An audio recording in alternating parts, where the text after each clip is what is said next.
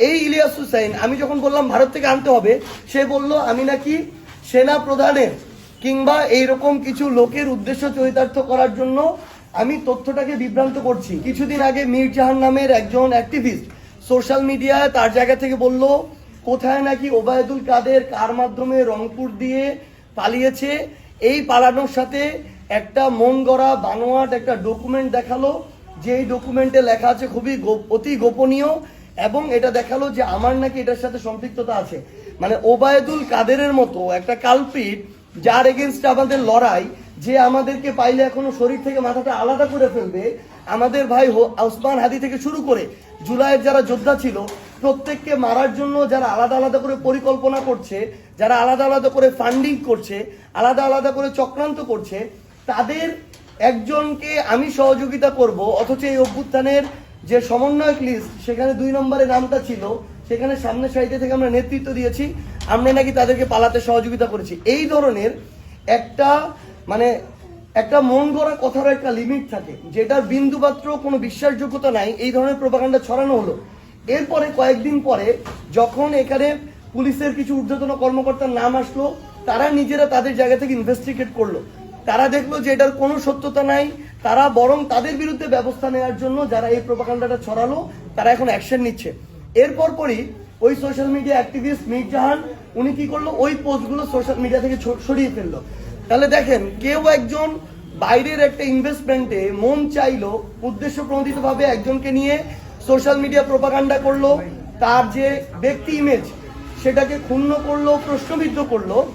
এরপর আবার মন চাইলো সেটা সত্যতা নাই, ডিলিট করে ফেললো। কিন্তু এই যে একজন মানুষের সম্মানহানি করা হলো এবং জনগণের কাছে একটা ভুল বার্তা গেল, এটার কোনো রিকভারি আর নাই।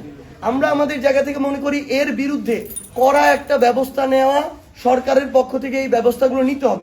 ইলিয়াস হুসাইন আজকে থেকে কয়েকদিন আগে আবার পোস্ট দিয়েছে যে আমি আমার জায়গা থেকে সোশ্যাল মিডিয়ায় পোস্ট দিয়েছিলাম যে ভারত থেকে আমাদের হাদি ভাইয়ের খুনিকে ফিরিয়ে এনে নির্বাচনের আগে তার বিচার নিশ্চিত করতে হবে এবং রায় কার্যকর করতে হবে। ইলিয়াস হুসেইন তার জায়গা থেকে আমার ওই ফেসবুক পোস্টটাকে স্ক্রিনশট দিয়ে নিয়ে পোস্ট দিল, আমি নাকি আমার জায়গা থেকে সেনা প্রধানকে সহযোগিতা করেছি গাড়ি দিয়ে ওবায়দুল কাদেরকে পার করতে। মানে বাংলাদেশের বা একটা রাষ্ট্রের সেনা প্রধানের এত আকাল অবস্থা এসেছে যে তাকে আমার গাড়ি দিয়ে সহযোগিতা করতে তার একটা কাজের জন্য। এইরকম যদি একটা দেশের সেনাপ্রধানের অবস্থা হয় তাহলে তো তার গলায় দড়ি দেওয়া উচিত। এবং আমরা আমাদের জায়গা থেকে মনে করি এই ইলিয়াস হুসাইন সহ এইরকম সোশ্যাল মিডিয়া কিছু অ্যাক্টিভিস্ট আছে, তারা হয় উদ্দেশ্য প্রণোদিতভাবে অথবা কারো ফান্ডিংয়ে অথবা কারো এজেন্ট হিসাবে বাংলাদেশের মানুষের আবেগকে নিয়ে তারা খেলা করে, এবং তারা তাদের জায়গা থেকে কোনো প্রকার সত্যতা ছাড়া, তথ্যের যাচাই বাছাই ছাড়া তারা তাদের জায়গা থেকে বিভিন্ন মানুষকে হাওয়া প্রতিপন্ন করে।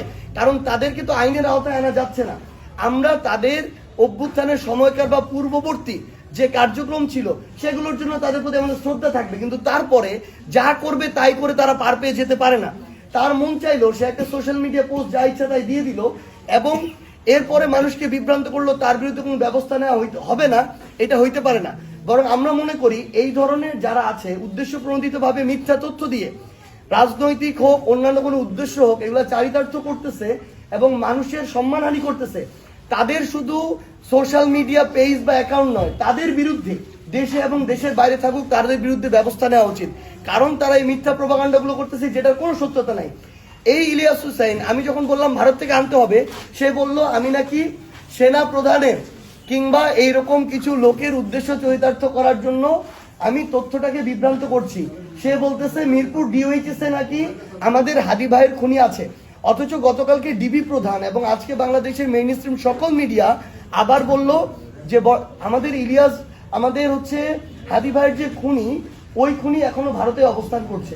তার মানে সে যে মিরপুর ডিওএইচএস এর কথা বললো, তাহলে সে নিশ্চয় কোনো এজেন্সির হোক, এজেন্টের হোক হয়ে উদ্দেশ্য প্রণোদিতভাবে একটা ফান্ডিং পেয়ে টাকার বিনিময়ে বা অন্য কোনো কিছুর বিনিময়ে এই কাজগুলো করছে। তাদের বিরুদ্ধে এই ব্যবস্থাটা নেওয়া উচিত।